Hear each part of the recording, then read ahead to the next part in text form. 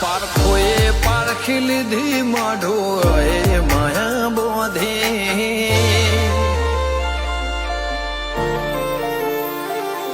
પારખોએ પારખી લીધી માઢો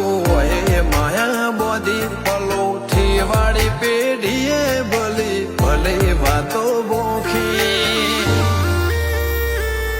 જીને ગોતી ન ગત પડે તો રતે નથી આઘી